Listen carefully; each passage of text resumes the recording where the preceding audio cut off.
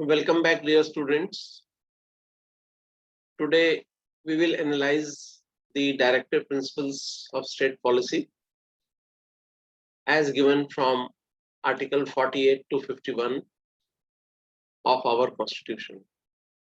Beginning with Article 48 of the Constitution of India, this article is one of the directive principles which directs the state to make efforts for banning beef consumption, animal slaughtering, smuggling, and their trading with neighboring borders.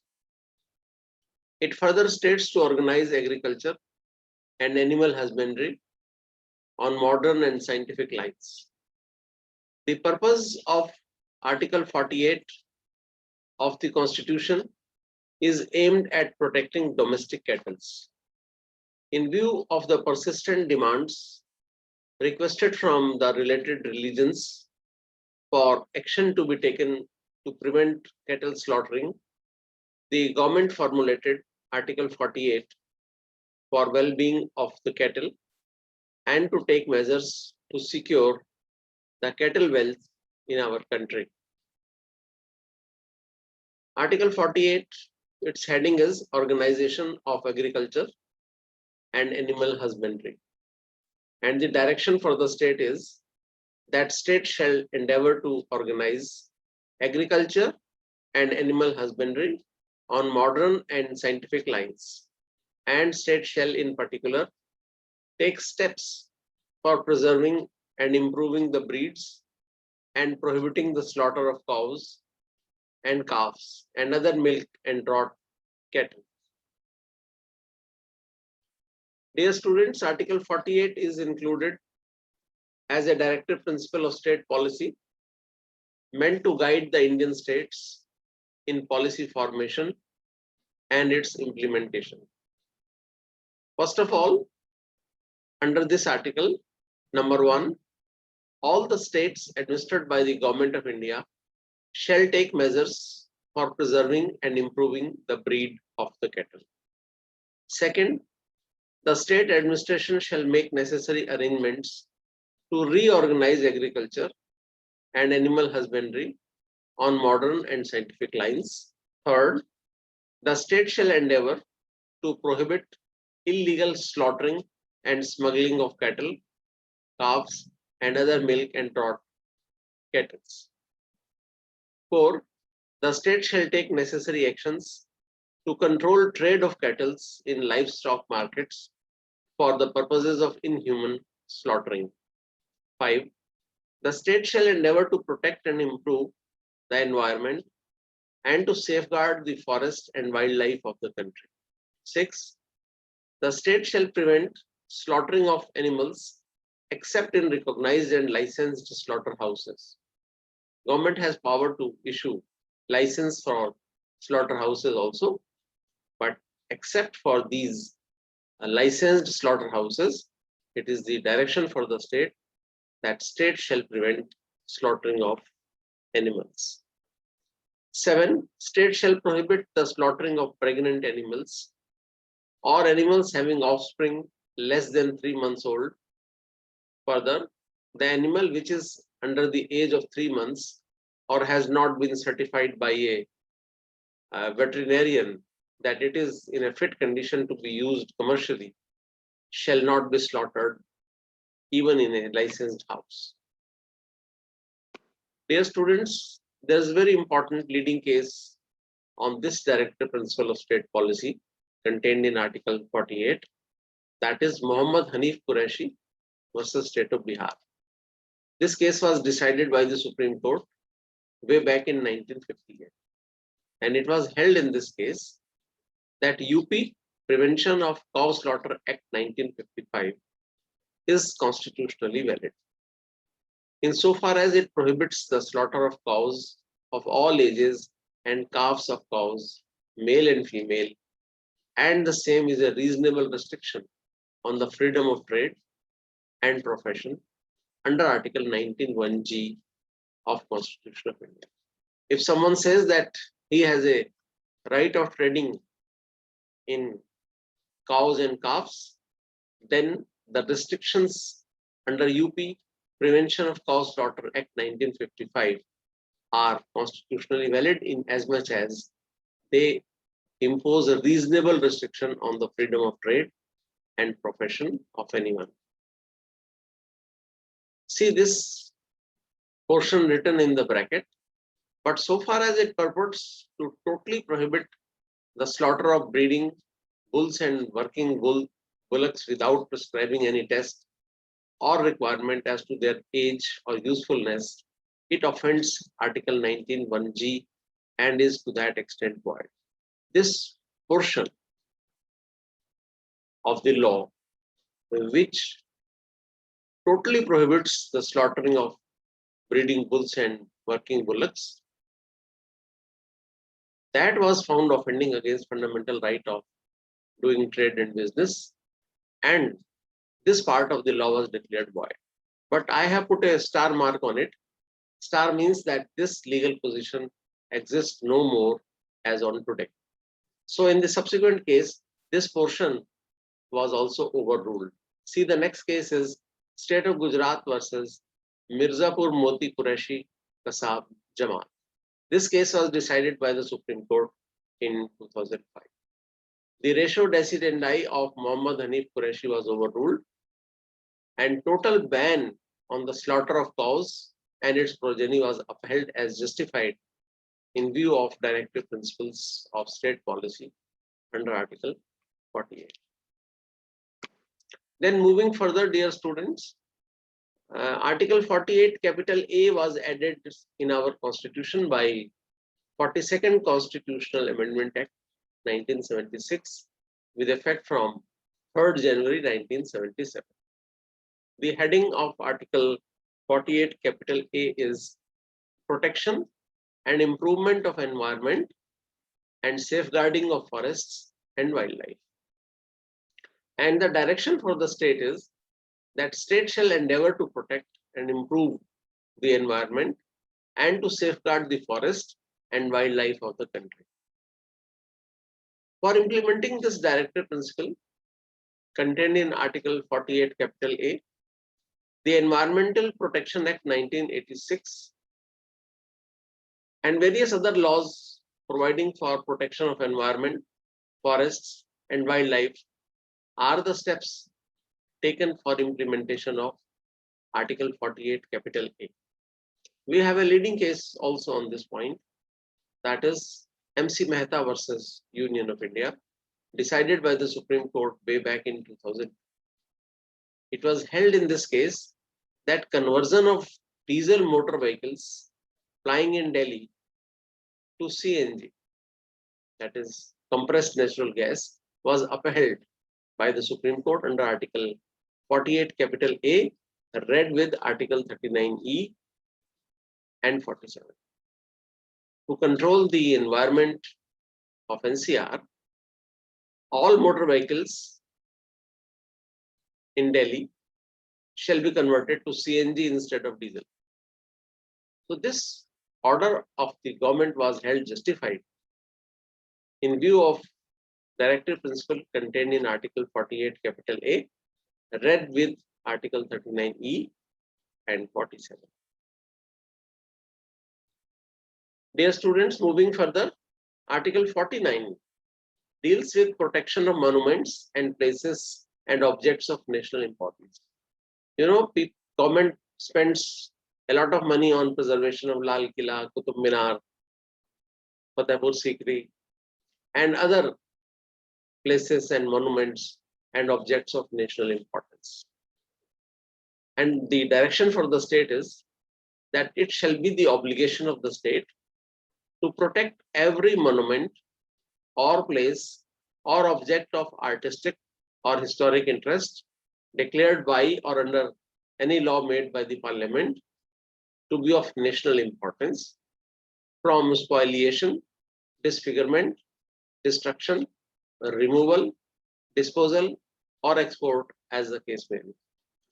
The portion shown in the brackets was substituted by 7th Constitutional Amendment Act 1956 for the words declared by the parliament. Now it has to be declared by or under law made by the parliament. That what are the items, what are the monuments, what are the places, what are the objects of national importance. This has to be done by parliament itself or by law. This Article 49, dear students, places the state under a duty to protect every monument or place or object of artistic or historic interest declared by or under a law of parliament to be of national importance from disfigurement, destruction, removal, disposal, or export as the case may be. And for implementation of this directive principle, we already have the Ancient Monuments Preservation Act 1904. This act is already in operation, which is intended to preserve ancient monuments and to prevent excavation by unauthorized persons of the sites of historic interest and value. Most important directive principle is Article 50, separation of executive from judiciary.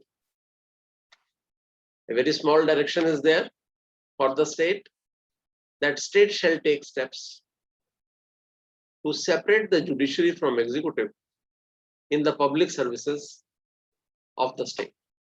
This is the direction. Now, for understanding this article, let us understand what is separation of powers and what is legislature, executive, and judicial. If we are talking about separation, then we must know what is legislature, what is executive, and what is judicial. So first of all, picking up what is legislature. Legislature, as you know, the chief function of legislature is to enact laws. Lok Sabha, Rajya Sabha headed by the president in the center, and Vidhan Sabha and Vidhan Parishads in the states headed by governor, they constitute legislature. And it is a basis for the functioning of other two organs, that is executive and judicial. It is also sometimes accorded the first place among the three organs, because until and unless laws are enacted, there can be no implementation and application of laws. What is executive? Executive is the organ of the government that implements the laws enacted by legislature and enforces the will of the state. It is the administrative head of the government. You see, ministers, including the prime minister at the center and chief ministers in the state and president at the center and governors at the level of state, they form part of executive. What is judiciary? Judiciary is that branch of the government that interprets the law, settles the dispute between the parties, and administers justice to all citizens. Judiciary is considered the watchdog of democracy and also the guardian of the constitution. It comprises of Supreme Court, high courts, district and other subordinate courts, constituting a complete hierarchy of courts. Now the question is, what is the purpose of separation of executive from judicial? What is the purpose of Article 50? The purpose, dear students, of separation of powers is to prevent abuse of power by a single person or a group of individuals. It will guard the society against the arbitrary, irrational, and tyrannical powers of the state, safeguard freedom for all, and allocate each function to the suitable organ of the state for effective discharge of their respective duties. What is the meaning of separation of powers? Separation of power divides the mechanism of governance into three branches. That is legislature, executive, and judicial. We can frame three features of this doctrine also. That is separation of power. First feature is that each organ should have different persons in capacity That is, a person with a function in one organ should not be a part of another organ. 2, one organ should not interfere in the functioning of other organ. And third, one organ should not exercise the function of another organ, meaning thereby they should stick to their respective areas and mandates only. They should not transgress into the powers and areas of each other.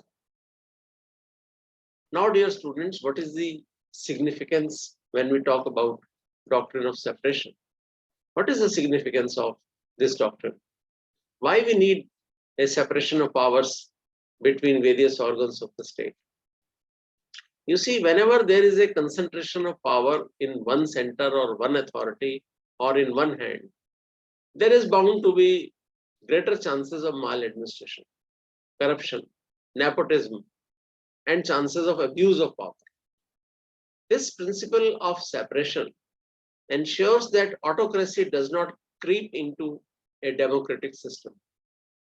It protects citizens from arbitrary rule. Hence, the importance of separation of powers doctrine can be summed up as follows. Let us see what is the summary of doctrine of separation of powers. Number 1, it keeps away autocracy. Yes. 2, it safeguards individual liberty. Nice. 3, it helps create an efficient administration, of course. 4, judiciary's independence is maintained. Yes. 5, it prevents the legislature from enacting arbitrary or unconstitutional laws. This is the total significance of doctrine of separation of powers. So we have seen, dear students, that Article 50 provides that there shall be a separate judicial service free from executive control. I have one example. See, under old CRPC of 1898, all judicial magistrates were under direct control of district magistrates. On the recommendation of 41st Law Commission report, in the new CRPC of 1973, now judicial magistrates are under direct control of CJM and district judges. They are not under direct control of district magistrates now. This is the change. That the judicial magistrates, which were under direct control of district magistrate, that is an executive officer, now they have been separated from the control of district magistrate, and under new CRPC, they are under direct control of chief judicial magistrate, and chief judicial magistrate is under direct control of district judges and the High Court. So the district magistrate now, they do not have any control upon the judicial magistrate. This is one single and very important illustration of separation of executive from judicial. Dear students, this Article 50 has been invoked to ensure the independence of judiciary even at the level of Supreme Court. You see, we have a leading case, Supreme Court Advocate on Record Association versus Union of India. This case was decided in 1993 by the Supreme Court. In this case, the Supreme Court relied on Article 50 in justifying the primacy and supremacy of Chief Justice of India in the appointment of Supreme Court and High Court judges and in the transfer of High Court judges. Whenever there is a question of transfer of High Court judge or appointment of a High Court or Supreme Court judge, Supreme Court says that the Supreme Court collegium system should prevail, so that judiciary has its own independence and it is separated from executive control, meaning thereby that executive branch of the government should have little or no control so far as the appointment of judges in the High Court and Supreme Court is concerned, and they should not have any interference so far as the transfer and posting of High Court judges is concerned. Dear students, when we talk about separation of powers between legislature, executive and judicial, we find that there is a system of checks and balances wherein the various organs impose checks on one another by certain provisions. All the three organs of the government are maintaining checks and balances with the help of certain provisions of law. So we can say that, number one, the judiciary has the power of judicial review over the actions of the executive and legislature. If legislature passes certain law, or executive also, they pass certain orders, and if those orders are found unconstitutional, so Supreme Court has power of judicial review.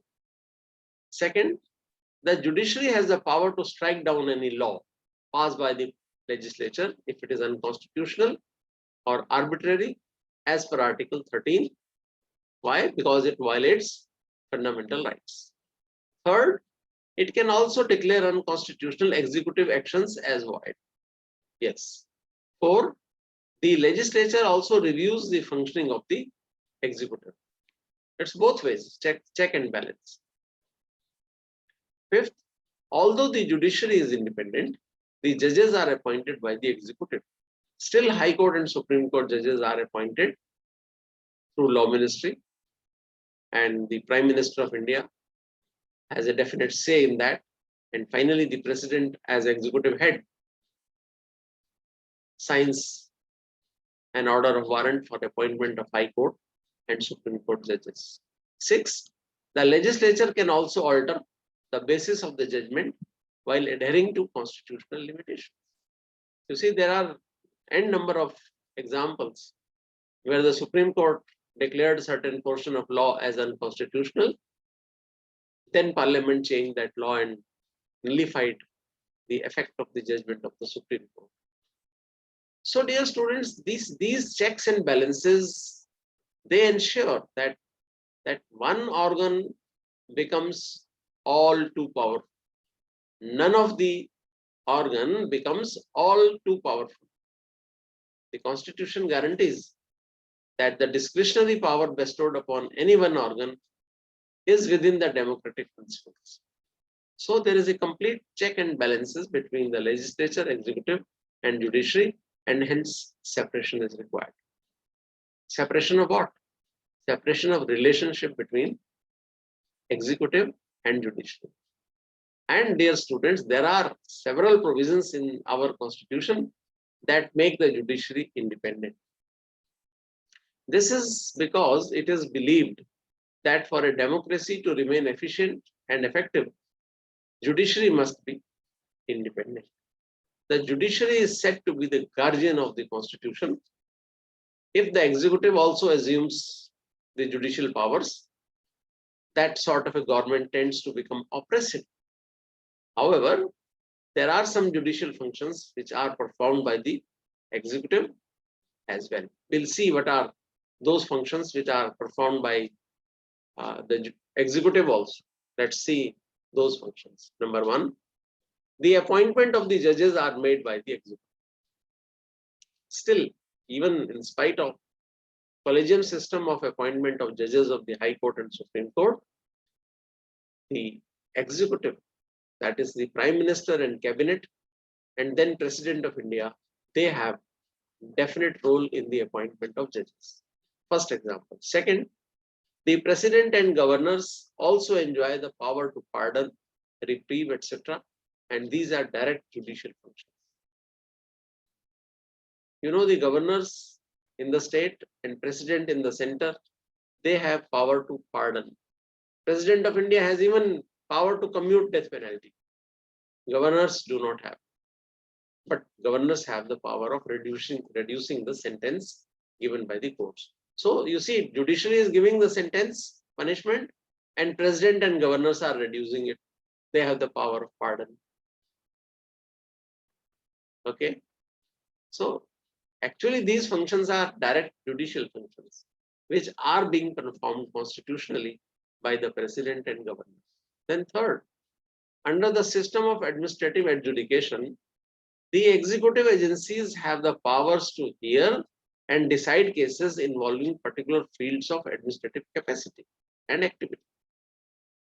There are certain areas where the executive agencies have been given power to hear and decide cases. District magistrate in the district has lot many powers under various acts. Say, for example, the issue of passport, issue of other licenses, like arms license under Arms Act, for keeping a pistol at home.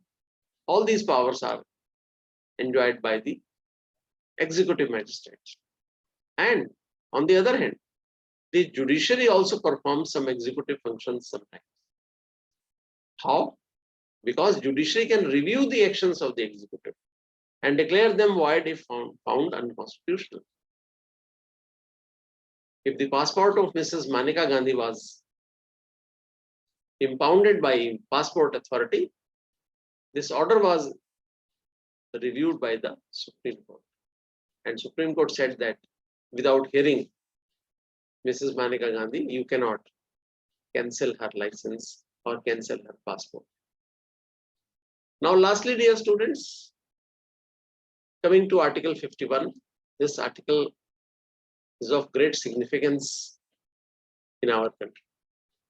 Article 51 of our Constitution embodies an affirmation of the promotion of international peace and security as a constitutional directive, which is a declaration made by the people of India, not only to the Indian society, but indeed to all people of the world.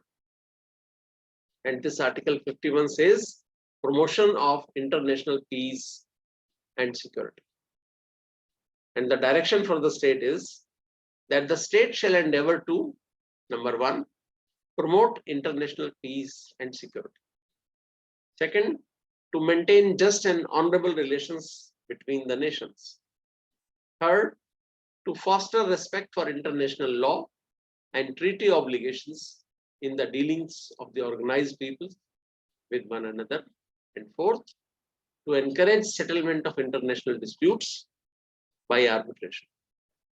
Dear students, this Article 51 has been relied upon to introduce and implement various international instruments, particularly the Universal Declaration of Human Rights and two covenants on political and civil rights, and the economic, social, and cultural rights in the interpretation of fundamental rights.